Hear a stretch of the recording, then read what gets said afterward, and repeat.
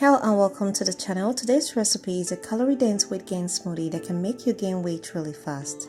The approximate calorie count of all the ingredients and the smoothie is also included in this video just in case you need it.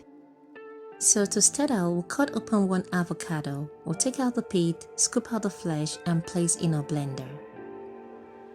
We'll then scoop out about 2 tablespoons of peanut butter, 2 tablespoons of condensed milk, 2 tablespoons of honey, and also 2 tablespoons of coconut oil, and add all into the blender.